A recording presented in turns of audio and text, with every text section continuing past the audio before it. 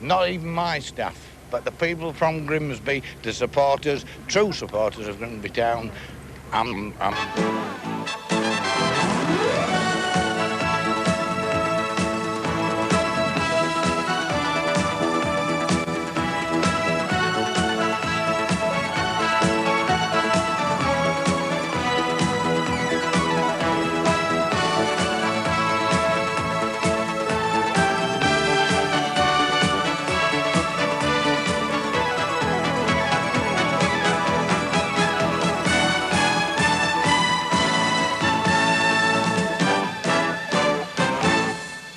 And good evening, and for the second successive week, I'm delighted to say that Midweek Sports Special has beaten the Big Freeze.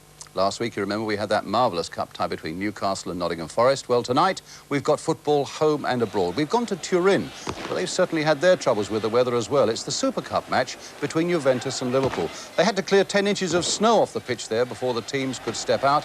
But what a reception they got from the massive crowd, greeting the likes of Platini, Rossi, Boniek, Ian Rush and company. And then, thanks to the great work of the Grimsby Town ground staff and helper, as a small army there who worked so hard all day, and that really made all the difference, we can bring you the Milk Cup quarter-final between Grimsby and Norwich City, and a good cup tie it turns out to be. And, of course, we go indoors for our major boxing bill tonight, and what a bill it is, too. In fact, it's an important night for Britain's light welterweight champion, Terry Marsh. Now, he's got the promise of a world title fight if he can beat Brighton's Peter Eubanks. Marsh will look to repeat his winning form against Arthur Clarke in his last fight. But, of course, he can take no liberties tonight with Eubanks, whose impressive record includes victories against Joe Frazier Jr. and Barry McGuigan. Well, that fight comes up a little later on, but we're going to start now with boxing, because on that Frank Warren bill at the Britannia Leisure Centre in Shoreditch is Errol Christie. Now, Christie from Coventry usually doesn't waste much time. His last two fights have both finished in the first round, but tonight he's boxing in London for the first time since he himself suffered a setback against Jose Sees of Belgium. Giving away £8, he's walked onto a punch. It's the first time that I've seen him down in 25 seconds of the first round. This wild southpaw is really knocking over what we all consider the best. Norwich, a small army of them, in fact, worked all day clearing 4 inches of snow so that referee Joe Worrell from Warrington was able to give the game the go-ahead. Let's join our commentator there, Martin Tyler. Well, the removal of the snow has revealed a pitch that is still soft despite falling temperatures. It's a surface happily accepted by both teams as well as the referee. Grimsby's goalkeeper, Nigel Batch, who's had a stomach strain, was past fit this morning. Only one of these players, Phil Bonnyman, cost a fee in a largely home-produced side. Spearheaded now by two 20-year-old strikers, Gary Lund, who was capped in England's last under-21 international, and Paul Wilkinson, whose sensational last-minute goal at Everton bought Grimsby's passage into this quarter-final. Norwich are without their captain Dave Watson for the first time this season. The Dutchman Dennis van Wijk takes his place in defence. But there is one bonus for Ken Brown, the return of Asa Hartford. Hartford took part in a League Cup final for West Bromwich Albion 15 years ago and was a winner in this competition with Manchester City back in 1976. So Joe Worrell gets the game underway, a place in the semi-final of the Milk Cup at stake. And football at this eastern outpost, where the North Sea is just beyond the stand on the far side. And here's Tony Ford taking on Greg Downs. Most of the players wearing a longish stud to start with at least, but suspicious, of course, that the ground will freeze as the night wears on. Steve Foley right in there, and Wilkinson trying to take it on the chest. Grimsby starting the match with the radio commentary of their win at Everton ringing in their ears. It was played in the dressing room just before the kickoff by the manager David Booth to recreate the mood, he said. We shall see if Grimsby can manage that against a Norwich side that now have a reputation as a very solid outfit in the First Division. Downs. John Dean staying in a fairly forward role, despite the temptation to switch such a versatile player back to the centre of the defence in the absence of Dave Watson.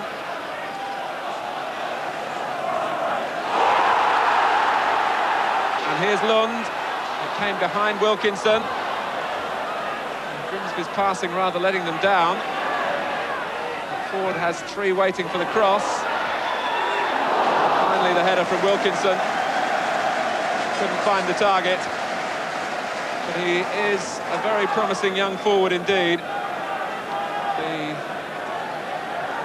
guest box in the stand on the far side full of representatives from First Division clubs. And the feeling here is that Paul Wilkinson is the player they're looking at.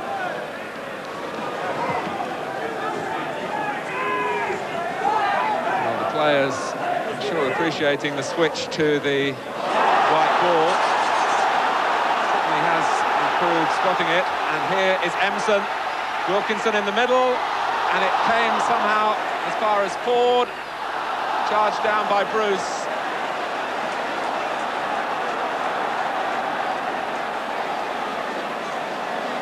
Positive attack so far from Grimsby.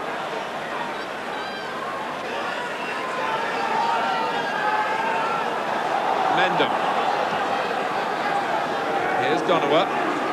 Downs will go forward as his ally whenever possible. But the cross too long for Dean.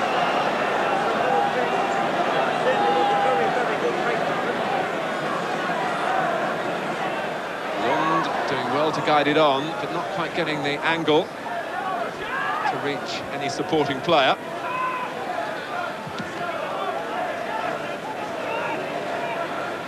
Dean.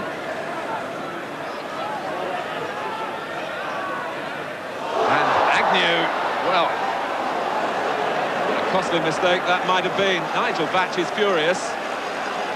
And it was only the goalkeeper's ability to change direction so quickly that prevented one of the strangest own goals you're ever likely to see. There was no direct pressure at all, but Paul Agnew, playing it without really looking, couldn't find his own goalkeeper until Batch turned and scampered back.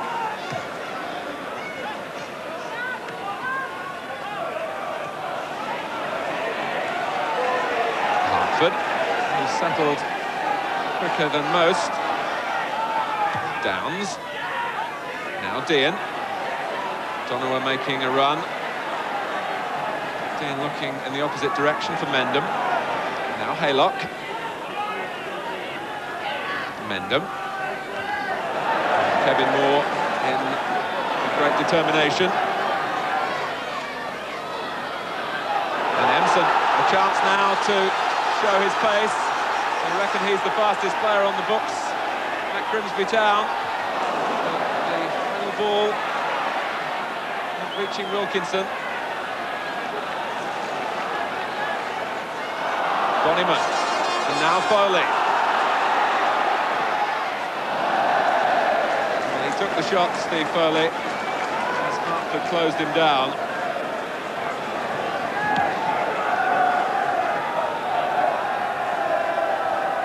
Shannon. Here's Barham. Three waiting for the cross. And Dean, and the goalkeeper couldn't keep it out. Norwich City are in front, and a fair reflection on the play.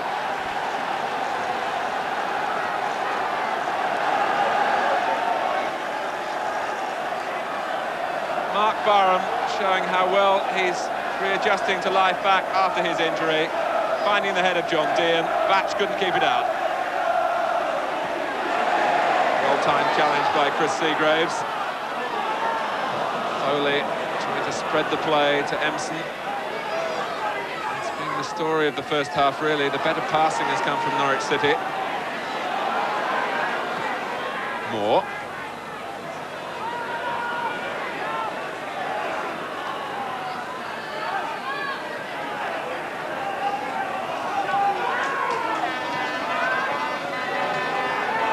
Downs. Dean is offside. There's Joe Worrell, has a check on the watch. that he's moved into time added on for stoppages.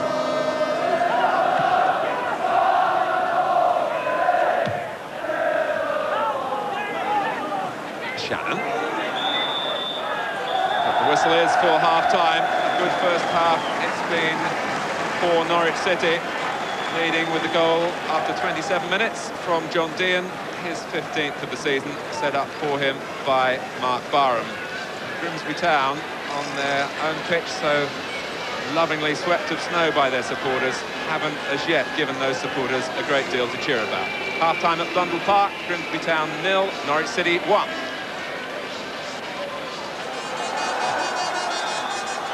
Grimsby Town will know that in the second half they must improve their passing if they're going to achieve their ambition of reaching the semi-final of the Milk Cup for the first time in the club's history.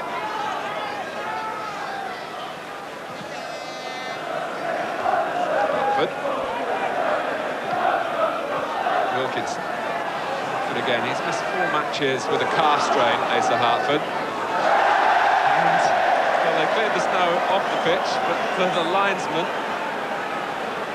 a problem negotiating the hazard on the far side. The linesman Trevor Curtis.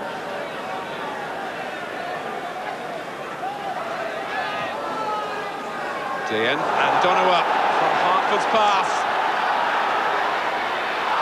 But he lost his footing at the crucial moment. It went a long way wide.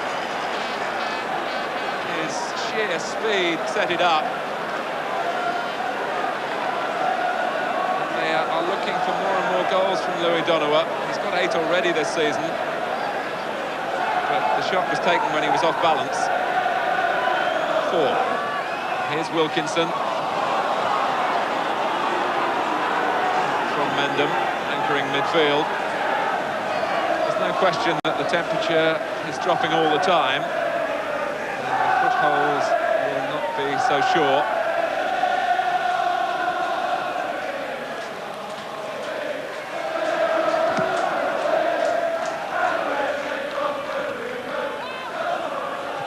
Emerson.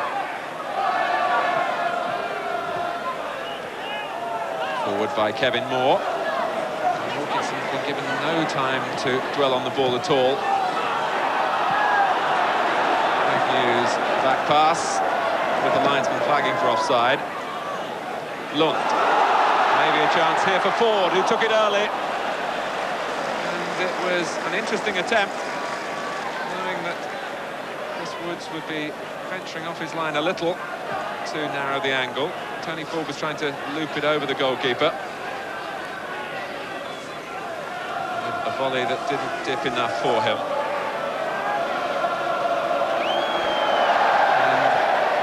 Balls, problem for the goalkeeper. Oh, direct hit.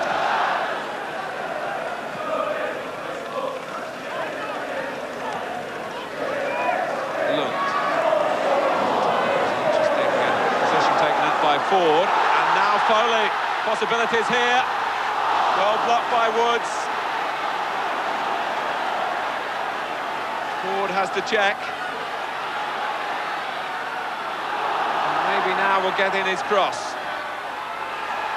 Wilkinson. That was a splendid effort. Really the best that Grimsby Town have produced. And the hero of Goodison Park nearly became the hero of Blundell Park. After Foley bursting through the middle and had the earlier opportunity. Woods was there to block him.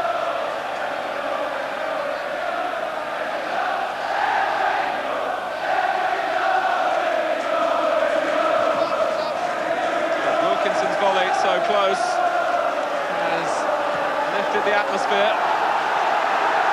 The Grimsby supporters sensing that perhaps the recovery is in the air after all. And it was the build-up between Seagraves and Ford that presented Wilkinson with what was no more than a half chance, but how close it was. Dean.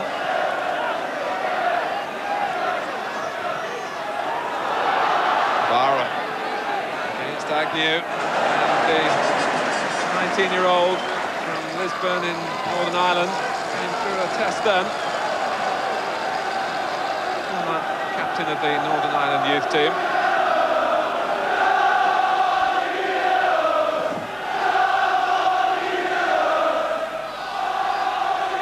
Shannon, in the corner, conceded by Emson. The second goal for Norwich City now. Could well put this tie beyond Grimsby Town.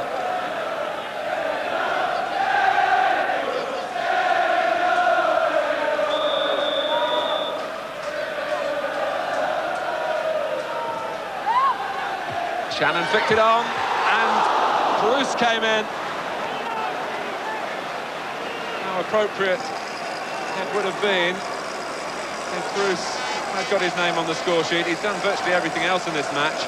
Shannon with the wily touch again, and Bruce was forcing in.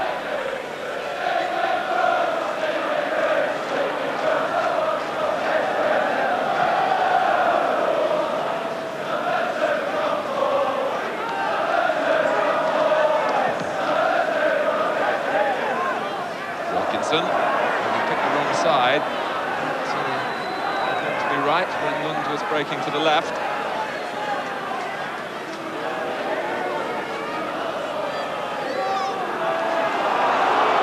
Not for the first time the crowd showed their displeasure with Chris Woods. He uses up a few more seconds.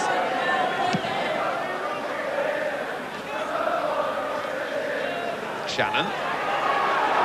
Dean first to it, was a foot raised. Grimsby thought so, but the referee allowed play to go on. Barham. Shannon. Barham going into tackles with no apparent worry about the lead that has made such a remarkable recovery. Haylock's cross. Moore met it. As far as Hartford. Dean, Asa Hartford again. Well, he's not noted for his goal-scoring ability. But he really let fly then, did Hartford. Haylock's cross initially. Moore could only steer it away as far as Asa Hartford. The prospect of reaching the Milk Cup final with a third club, encouraging Hartford to try his luck. Wilkinson, and it hits the bar, but the final whistle has gone. And for Grimsby Town, the praise for getting the match on, particularly their groundsman Frank Bridge, but for Norwich City, the place in the semi-finals. John Dean's goal after 27 minutes, the winner, but for me, the man of the match and a man for all surfaces, Steve Bruce, who presented a barrier that Grimsby Town just couldn't pass. As they take their bows, and rightly so. Final score, Grimsby Town 0, Norwich City 1. So Norwich then now go into the semi-finals of the Milk Cup.